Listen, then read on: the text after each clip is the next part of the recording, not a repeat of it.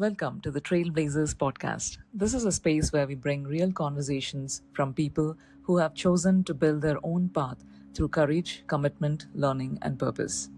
In this episode, I'm in conversation with Lakshmi Venkata Vemuganti, also popularly referred as LV. LV is an entrepreneur, technology leader, and someone deeply passionate about sustainability and long term impact.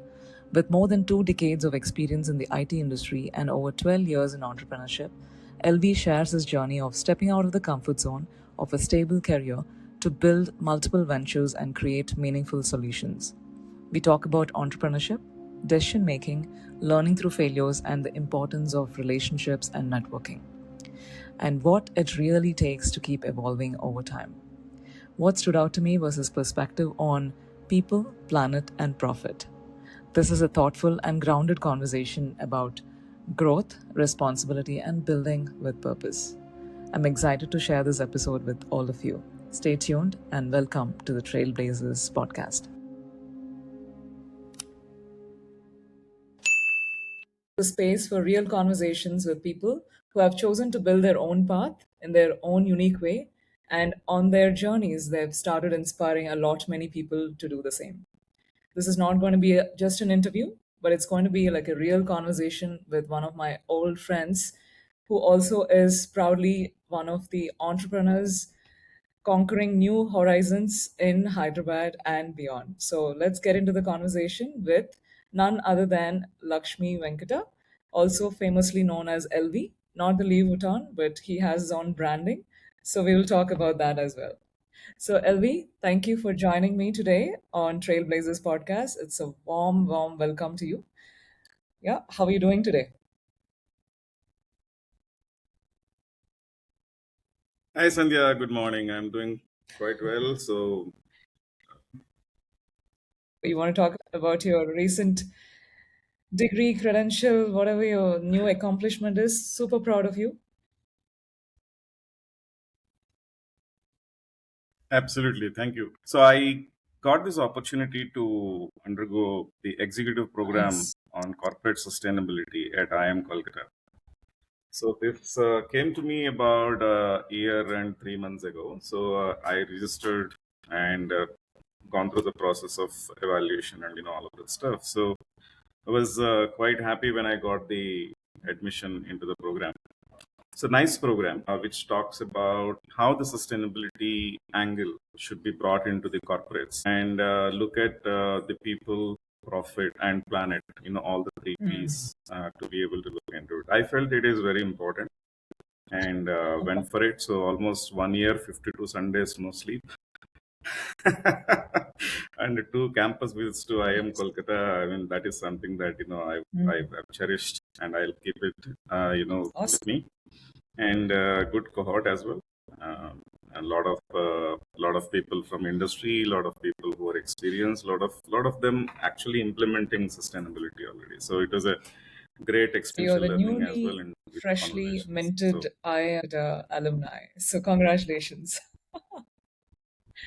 So, before we get into the actual thank conversation, you. I would love Yes, to introduce more about LV for a quick second. He's an electronics engineer with over 2 decades of experience in IT, and he is an entrepreneur. And we're going to talk about his entrepreneurial journey as well. He has co founded multiple ventures, and he's now focusing on sustainability and ESG, guided by his strong belief in people, planet, and profit. That's lovely, LV. So proud of you. And the connection with LV has started about 25 years ago, or more than that. So when we both were in the same class at Geetham University in Vizag, Andhra, India. So it was an awesome experience that we stayed in touch, and we have a lot of common interests as we give back to the community or do some meaningful work. So I'm really, really proud of you with all the things that you do. And let's talk more about your journey. Yeah. Right. So, Elvi, I know that sure. we both were in the same class. Unless I missed out something, there was definitely not a course about entrepreneurship when we were in undergrad. So, tell me, how did you become the entrepreneur that I feel a little jealous about?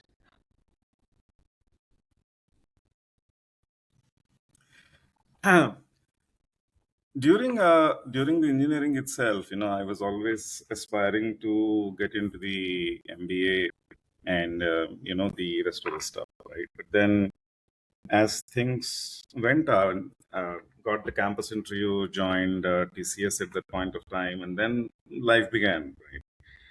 But within TCS as well, right? So I opted to be in the managerial roles. I opted to be into account management, managing the, I would not say profit and loss, but at least managing the account, managing the revenues, managing the collections, customer satisfaction, all the key ingredients, to run a business, not to establish a business properly, but to run a established business. So that part I could understand, and also the tenure that I've spent there, and then with the regions in which I had the opportunity to work, also helped me expose to big corporates and the way they look at value proposition, the way they look at opportunities, the way they look at adopting technology to create value.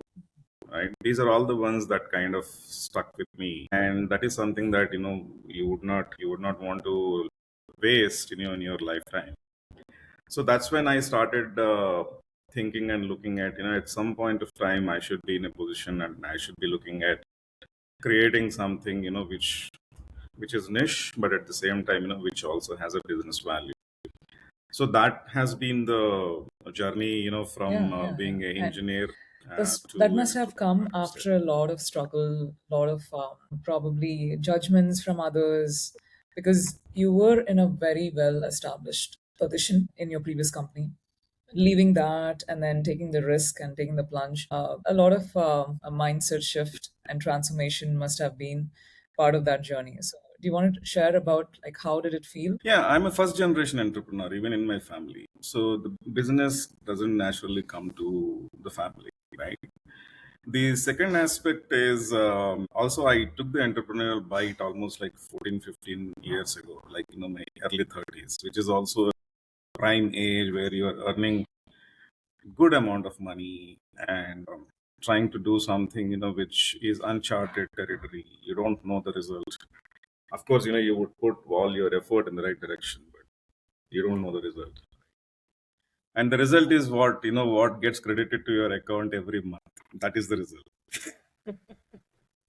right? So that's the challenge part. The other challenge is, as an employee, you have different challenges. Every employee has a different challenge. But as an employer, the biggest challenge is how do you pay salaries to your employees? At the same time, how do you deliver to your customer and then be able to collect on time? Right? These are the two things that every entrepreneur has to take care of. That is the biggest advantage that I've built in terms of delivering and then collecting. So, which kind of help. There have been instances where during the early years, we had to tell the employees that look, this month's year is going to be delayed. Next 2 months is going to be difficult, kind of stuff. But again, the communication is also important in such cases. What we feel and what we have implemented as well. But overall, the biggest challenge I would say is to convince the family, right? Because they are not used to this. Convince the family, convince at a very young age, and then say that this is the fund that I'm taking, and this is my exit strategy. So if I'm not successful in 5 years, I'm going to go back to the job, and that 5 years kept getting extended. So I have another 5 years. So it's like automatic renewal at the end of the fourth So year, far right? you have served like 4 terms, I believe, silencing those voices. But you have been very successful, I should say. And I know you had previous ventures as well, but the current venture, the real variable that you are really, really focused on, and you travel across the world for that company. So, do you want to talk about like what you guys do at Real Variable?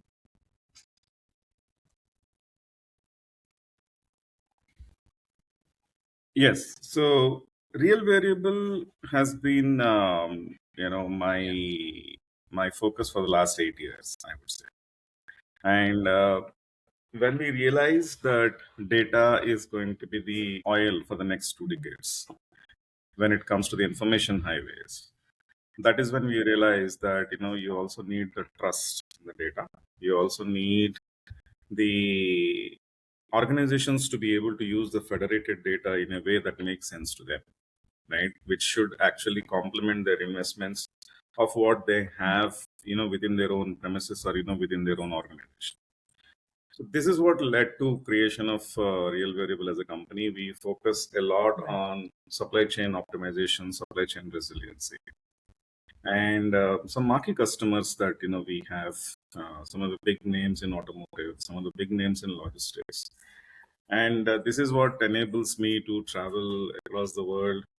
Again, bringing back the experiences that we have built in the previous stunts to be able to look at the value proposition, to be able to look at what makes sense now, what makes sense in the future, kind of stuff. So I'm very proud that during COVID, when most of these startups went through a rough time, we had a meteoric rise uh, because of the solution that we have created at that point of time, which was proven, and it was used by some of the big pharmaceuticals companies to track their injectables and vaccines on the cold chain, which was very useful. We felt very happy that okay, this solution is also being used like this. We also look at companies which are shipping, let us say, a $10,000, $20,000 equipment to remote places, and the impact is that if the $10,000 equipment is delayed by 2 days, the end customer will have a revenue impact of $500,000, right? So it's very critical and important that this reaches on time and then gets figured on time. So there are quite a few of such niche solutions, which are having a direct value impact on the operations of our customers. Is what we have built with the Real Variable. Now with the ESG, so we kind of brought in the same rigor, and we also launched a product on the environmental sustainability as an extension to our supply chain So you have resiliency been platform. like a role model in terms of adapting, and you haven't hesitated in using the technology at the right time, right? And I think that's a differentiating factor that I've observed. And I met you and your partner as well. Right in the COVID time, I think you kind of like figured out how your technology that you've built can be optimally used in the niche area. I think that probably gave you that success story, which gave you that the edge to operate, I believe. And now with the ESG that you're mentioning, I think you're driving on the right path at the need of the hour, right? So tell me about the networking that has helped you to stay consistent. I know you have few other partners in the US and Europe as well, right? So how do you manage these global connections with the clients and with your partners and with your employees? So you kind of like maintain a proper people-oriented network, and I know you in person as well. So you always come across like a people leader. So what is your main motto in managing the teams, the clients, and your end customers?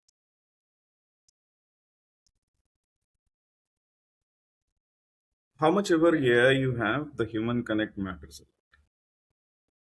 And particularly in business and as an entrepreneur, it is the mutual trust that helps you win conversations, that helps you look at the possible opportunities, right? If the mutual trust is not there, then it's just, yeah, a kind of a lip service relationship, what I call, but then it doesn't go anywhere beyond that. So the biggest factor what I see in any of these relationships that we build either with our prospects, either with our customers, either with our partners or with the employees is the mutual trust.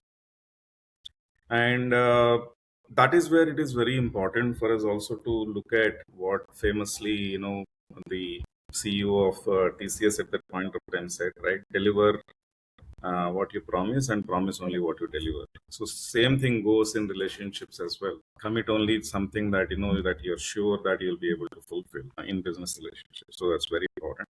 In terms of looking at maintaining the global relationships, there are thanks to the technology, there are a lot of avenues now. There are very good channels, and then everybody reacts to a certain holiday or a certain certain event nowadays. And then of course the forums or the platforms like LinkedIn and then few others always help in terms of celebrating certain successes and celebrating certain things. So that is something which definitely helps me and my organizations to be able to Yeah, keep and you those also relationships going. continuously keep on learning new things. And I've known you for so many years. You travel, you attend conferences, and you speak at conferences as well. One of the recent ones that you would like to share, the ones that you talked about. Oh, yes. So recently I had been to Jakarta to speak at an event which is kind of, gave me an hour or so to talk about the ESG aspect of it. And that happened in a industrial area called Jababeka, which has, I think, almost 20% of Indonesia's GDP, right, which contributes to 20% of Indonesia's GDP. So it was very engaging conversation. Of course, one, I don't know the Bahasa, the language. So there were obviously the challenges in the language, but then I had to pace myself. And it was Ramadan time, so I also had to make sure that I respect the local customs of keeping myself away from drinking or eating any of those things. So it was good, but again, in most of the conferences that I attend, or that I had an opportunity to speak, the topic of conversation is more or less now on supply chains, is more or less now on sustainability. Yeah. And yes, fintech and trade, and then the other stuff had been there for quite some time, but I think the entire world is moving towards supply chains and sustainability and then optimizing stuff. So that has been my take and experience so far. So even like Okay. blockchain conference So it's started like talking about moving more supply towards chains. that in these industries. Because I know the three things that you mentioned: people, planet, and profit. So something must have driven you towards this area, and you also took it to another level with your recent degree from IIM as well. So strongly sharing that yes, I'm invested in this area, and the results are yet to come from your recent experience as well. But it's lovely, Elvi, that you're so actively involved in learning and giving back to the community is the other thing that I would like to listen from you. I know the recent projects that you shared about how you're planning to, um, contribute more towards the society, the community in a very selfless manner. I know that you have mentored a lot of people from the alumni network of Geetam as well. But do you want to talk about the new project that you are planning to do about helping the community?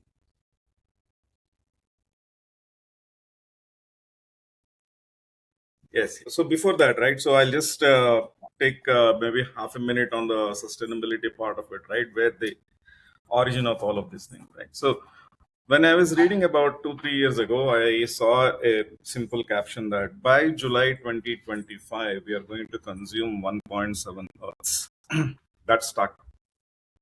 Then I did a little bit of more research, and then it said if we continue the same way, in about 25 years from now, we need 3 Earths, which is scary, right? Because for this kind of population, if we are consuming 70% more resources than what we should, there is a huge resource depletion that we are looking at. That is where I saw that recyclability, reusability is of utmost importance when it comes to looking at any of the products or any of the services that we are looking at. While that has irked my interest, that has sparked the interest in terms of looking at sustainability as an environmental sustainability, then I also learned during this process that there is a social angle and there is a governance angle as well. Yeah. So that's what the ESG is all about. So yes, on the environmental side, it is the industry that has to come forward.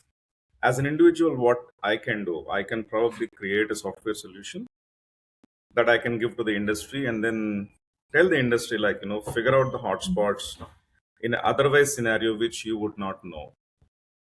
And my tool will help you see those hotspots, see those trends, and then you can invest in the technology that is related to your industry in a meaningful way so that you get the result. That is what I could do. But on the social side is where I felt I can have a direct contribution, while the environmental side is an indirect contribution through my software, right?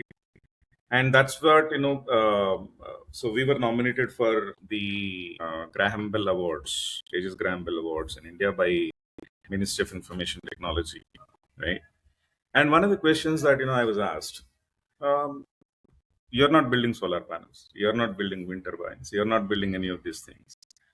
How do you think you're going to contribute to the sustainability through a software, right? My simple reaction is, you're using a trading software. You can also trade without software. But then by using a trading software, if you're getting a better profit, who is helping you? The software is helping. Similar is my case as well. My software helps you identify the hotspots better, faster, and then lets you invest in those that matters, and then lets you track whether your investment is paying off or not on the sustainability, right? So that's where my comes in. So that kind of parallel helped the jury understand. And while we competed with a lot of people who are actually creating some green boilers, green this, green that, all of this stuff, our product was real green, so we got a special recommendation there. But the yes part is where we felt I can do a direct contribution. So now that is where, during the process of this journey at IIM Kolkata, I spent more time understanding the community part. I spent a lot of time understanding this aspect. That's where in one of the exercises that we were given. So one of the question was like, how sustainability related or the social angle of sustainability related should be implemented in corporates for people who are differently able. Right. Said, wow, right? Now there is a business idea. Yes, it was a very simple, small exercise. So it was more to look at whether there is accessibility implemented properly in an organization, whether your washrooms, restrooms, access areas, whether your canteen, whether the workspace, these are all properly created for the people with differently able, right? But then the further research showed that there itself is a challenge, because the typical social stigma of people who are differently able is somebody sitting in a wheelchair, right? But that's not true. There are 21 classified disabilities which are recognized by the government of India, right? And each disability requires a different kind of accessibility requirement, right? The simple ones that we know, the ones who are visually challenged, the ones who have hearing challenge, the ones who have the speech impediments, right?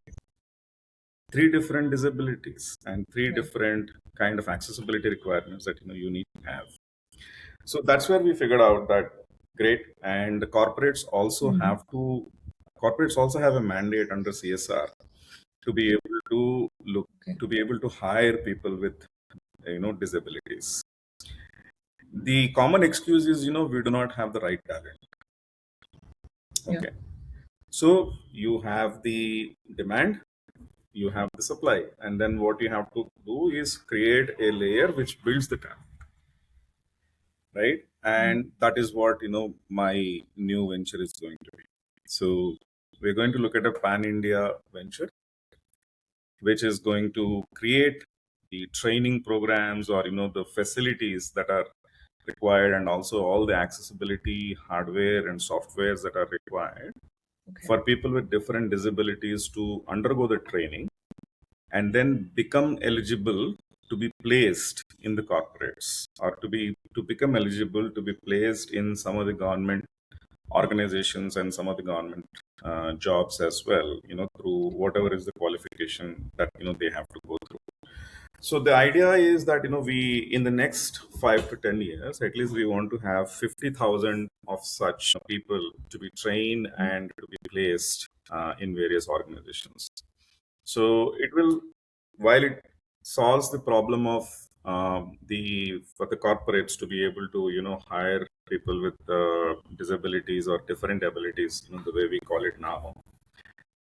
It also helps, in terms of creating that satisfaction to the people with disabilities, that they can be on their own, right? Stand on their own Yeah, feet, and and then have a that's good such life. a purposeful journey and mission that you're on to. And I sincerely wish you the very best. And I know we discussed offline as well about this program. Uh, it's such a beautiful way how we are showing that I see you as another human, and I'm leaving everything else aside. And here I am connecting with you and seeing how I can help you, right? And that's only few people can do it, to be honest. And I'm so glad that you took it on yourself along with your other ventures. I really hope and wish that it's going to be a grand success as well. Uh, so I know that we talk a lot about, whenever we meet, we talk a lot about the uncertainty, the trailblazer journeys that we have overcome. So I want to ask you really, like, what keeps you on the move all the time? What do you do about your mindset?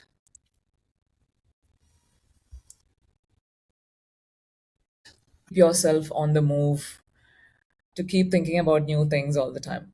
So, any tips and tricks that you would like to share? Oh my God, Yes, it's of course. you're asking my IP So, now. you're sitting with a coach, so you can't expect anything less.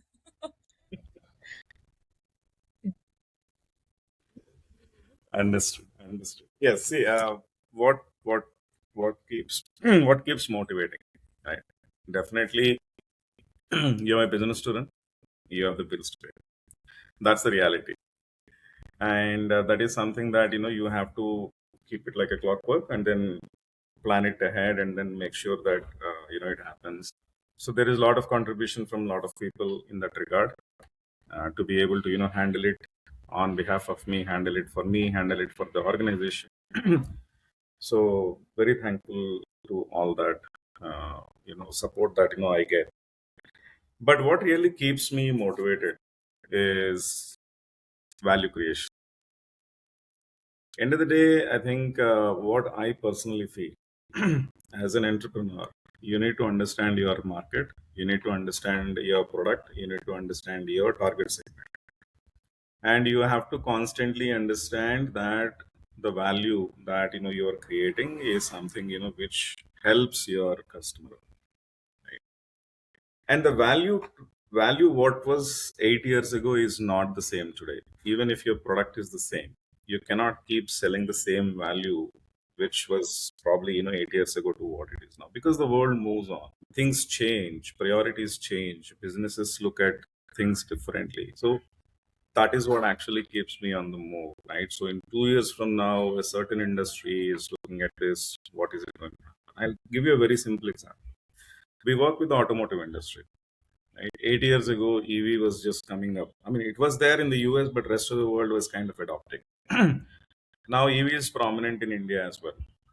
So the supply chains got uncomplicated, because a internal combustion engine is about 32,000 moving parts. A EV is much less, right? So supply chain became uncomplicated. So there is no value proposition for our solution to the EV car manufacturers, because the supply chain is not complex enough, right? But then there are solutions, which talk about warranties. There are solutions which talk about aftermarket space. There are solutions, which talk about sustainability now, right? So these are the ones which are relevant, which are important. So this is what keeps me up, and then keeps me going in terms of changing trends and how you have to same product, how you have to change your value proposition, and then still make sense and still be relevant. And then if you're losing the relevancy, then what is it that you have to do to your product to keep it relevant? It's a constant cycle of evaluation that you need to think and then do. And like I said, right, uh, for an entrepreneur who is looking at creating a niche product like this, and then helping the industry, need to have that support system so that the mundane activities, the day-to-day things, can be taken care of in a as a well-oiled machine, so that I can think of something which makes sense to my customers. So beautiful. I think that is The what keeps way me you going. said it. You're an entrepreneur and you're also a changepreneur. So you stay relevant, you stay on the move, and always trying to figure out what next to make sure that you're building the products and services around it. So I mean, that's a fundamental principle of being successful, right? So really appreciate you sharing that. And that's such a big, big leadership principle. Yeah, please go ahead.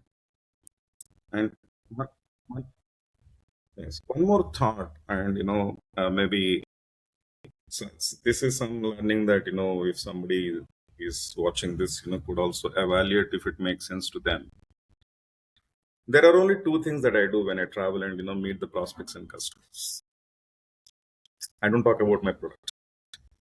I talk about their industry, their company, Mhm. how they are looking at the next 2 years, 3 years, and what is it that is going to keep them, or what is it that is going to make them lose their sleep next 2 3 years, right? That is what my majority of the conversation is going to. And there are certain cases wherein we do go for negotiations, and that is strictly negotiation. Yeah. Right? These are only two things that I travel a lot, but during these travels, apart from conferences that I attend, this is what is the conversation. What keeps you awake next 2 years?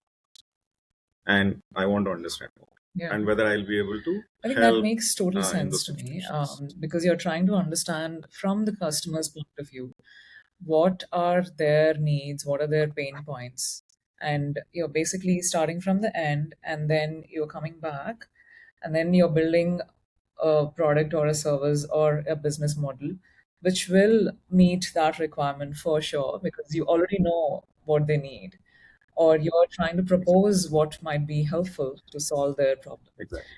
That's such a powerful advice that you have shared. Thank you, Elvi. So, just switching gears, I would love to move to a fun round before we close. I know you sing really well, and I've heard.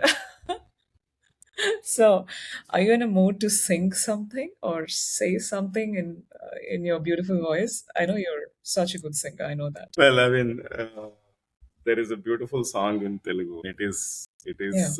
If you listen to it, it sounds very different. But then it's a very motivational thing for a lot of people who are trying on the Yeah. internet, Whatever it right? comes to your mind. Akasam ni Go haddura ahead. avakasam modalu. So yeah, that's what it is. So Akasam ni haddura avakasam vadalattura. Beautiful. And that also has an That is inspirational what I message can in think it, of. right? So you want to translate that? Why it is so inspiring you to you? Akasam Nihadura means true translation, sky is the limit. Beautiful. Avakasam Modalattura That's means, beautiful. don't lose out on So the you actually opportunities. covered both the fronts. You actually sang it, and you also shared the beautiful inspirational quote behind it. So Elvi, I know you're always about future and what you can do and all of that. So if anybody meets you in 10 years from now, what do you think you would be doing? Mm. So I would be probably advising the entrepreneurs at that stage, right? So I have one growing in my family. my younger one, who has that aspirations. Probably, I'll be mentoring him as well. I always have this passion of looking at creating value, right? It's all about creating value. I was fascinated by the Silicon Valley startups uh, in the early 90s or late 90s. I am fascinated by the startups that came in Bangalore about 20 years ago. Right? We have a lot of potential, but what I also feel is that the market has moved. It's much more localized now, and you will have a lot of entrepreneurs who are creating that solutions for the localized needs. Right?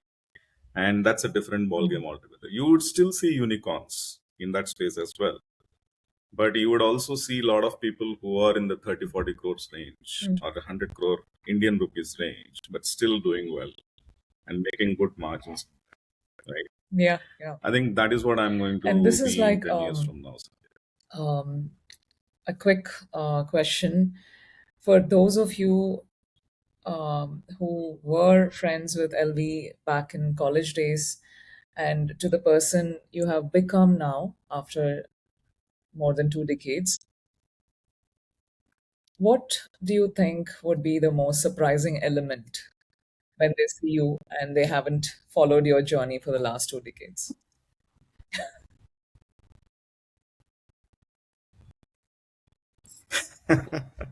I think the biggest difference that they will see is that they will first of all ask, where is the bindi? Yes, yes, One of our friends also put in a group that, I miss this, right? During one of the conferences, the AI summit, which yes. I Yeah, participated and then spoke about, significantly, right? That was the yes, first yes. reaction. I think the second reaction, I think the second thing that they would definitely see is, I was not very talkative or open during my college days. So that not a village boy, but I was still a town boy. But then coming from education in government schools, and then all that kind of stuff, just because my dad believed that my father always believed that you don't need to go to private schools to be getting that 90% kind of stuff. You don't need to go to tuitions to get all of that stuff. So I was the point to prove, right? But then but then it had its own flip side as well, wherein, like, communication skill was not great. My ability to converse in English was not great. I was still shy. I was not an introvert, but I was shy, right? And don't know how to make a conversation kind of stuff. But I think they would definitely see that I'm more chatty, more talkative, For making sure. I'm conversations sure. I think a kind of lot stuff. of us have evolved. We had our own, signature journeys, I believe. So we kind of like evolved, become the people that we are today. So beautiful, Elvi. So before we close, is there any message you want people to reflect on from your journey and your future plans, whatever you want to share with the audience?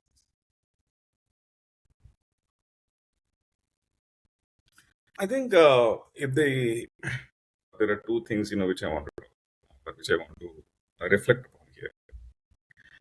For entrepreneurs or those who want to start the entrepreneurial journey, don't shy away from taking decisions, but don't change your decisions within Right. minutes. It's very important, right? Stick with your decisions, evaluate whether you're in the right direction or not. Give it time before you turn your decision back, or you take another decision. It's very important. And for those who are looking at inspiration, or who are looking at uh, anything other than getting into the entrepreneurship journey, time is of relevance. Time is of great importance. Put it to use wisely, and make sure that you're spending less time scrolling, and Yeah. you're spending more Yeah, and time that's so powerful. And understanding I things. completely agree with you that, there's a powerful saying also, right? So you can think however long before you place the dice on a game of roulette, but once you place the dice, there is really nothing much you can do. I mean, you should just see if the dice rolled out correctly or not. So, yeah, yeah, Yes, exactly. And absolutely. there's really nothing And that then you make a can do. follow-up And choice. I mean, in business, at least you can stick to what you planned and then work towards it instead of brooding over, regretting, and then double thinking about your choices. Yeah. Beautiful message. Thank you, LV. So, really appreciate you sharing your journey about your experiences. And I wish you all the very best. And I'm pretty sure we're going to have a second round with your next programs that you are going to do in this coming year. So, we'll have a dedicated session talking about it. But thank you so much for taking the time. It was long planned, but finally you gave me the time slot today, so I'm honored and I'm privileged. I'll share this in our alumni groups as well. That finally LV has given me the time slot to come on the podcast. So, but thank you. It was Right. Sandhya, thank you so much. Thank you so much for this opportunity, and look forward to look forward yes, to listen to definitely, myself and see if I can get any definitely. more ideas from Thank this you so conversation. much. Thank you to the audience.